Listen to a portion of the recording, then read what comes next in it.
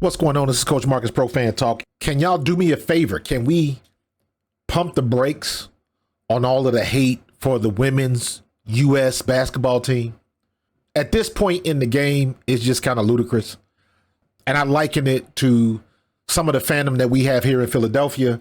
Anytime best quarterback list comes out and Jalen Hurts is not on it, a lot of people feel in some kind of way because that's their guy. Jalen Hurts is our guy. So if he's not in the top 10 or if he's not considered good or if somebody else is put above him, people in Philadelphia going to feel some kind of way. And I understand that because that's where fandom comes into play. However, the situation with Cheryl Reeves, let's use a little common sense. And I'm one of the ones, I was in the middle because I did not think that Caitlin Clark belonged on that team.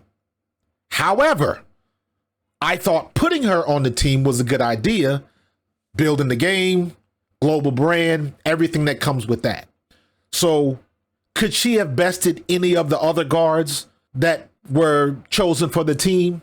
Possibly, not all of them, but I think the kind of team that Cheryl Reeve wanted, they wanted a veteran team. And I understand that. And she did exactly what she wanted to do. I ain't got no problem with that. And everybody's all of a sudden, oh, they had the lowest attendance for a basketball game. Don't nobody give a damn about the attendance at the Olympics. If that's what you worried about, you don't care. As far as I'm concerned, the only problem I will have with the U.S. national women's team is if they don't come back with a gold medal. Then you got something to gripe about. But don't give me this bullshit about that was the lowest attended game when they played Japan. Stop playing with me. See what it is when it gets to the medal rounds and when they do advance. Then you come talk to me.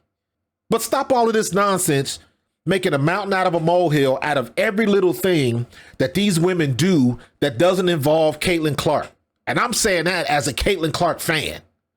It's to the point now where everything somebody does becomes a record. Everything Caitlin Clark does is a record. Caitlin Clark walked exactly 15 feet and she took 3 swigs from her water bottle. That's the first rookie to ever do that in the WNBA. Y'all making records out of every damn thing. Like, pump your brakes a little bit and just let the girl play ball. Same thing with Angel Reese.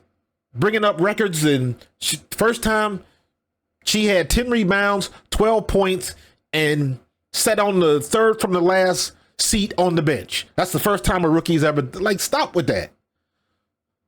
Watch the game, judge the game for what it is, and leave all of the other bullshit out because it doesn't make sense. I don't want to hear nothing about the attendance at a game. The first game they played. Stop playing with me. Go ahead on with that bullshit. I don't care about that. What I do care about is when they get to the gold medal round and they handle their business. And they standing on that podium, biting their gold medal like everybody else been doing. That's what I care about. Not how many people in the stands. Not that some kid for Japan held up a Caitlin Clark sign. Really? You already know what the situation is. You knew good and damn well that that team is expected to win the gold with or without Caitlin Clark. So it don't matter that she's not over there. That's water under the bridge. Move on. I didn't have a problem with what Dawn Staley said.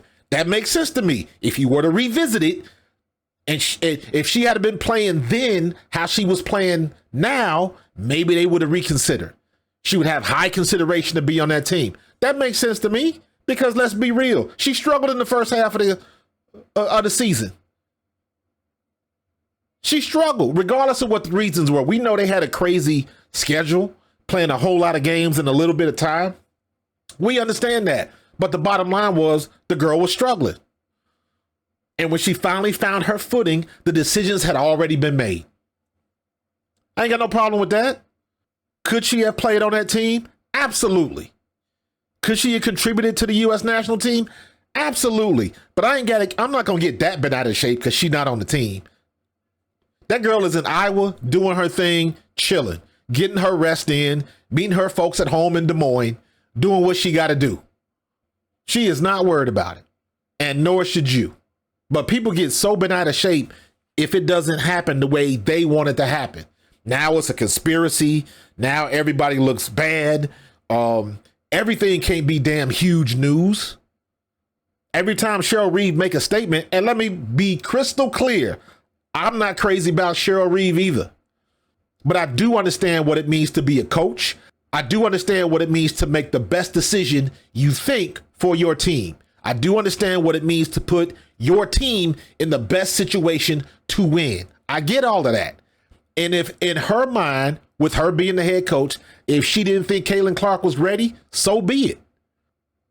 Because the only time and the only reason anybody should have a problem with the women's team in the Olympics is if they don't come home with a gold medal. If they don't do that, school's out. Go crazy.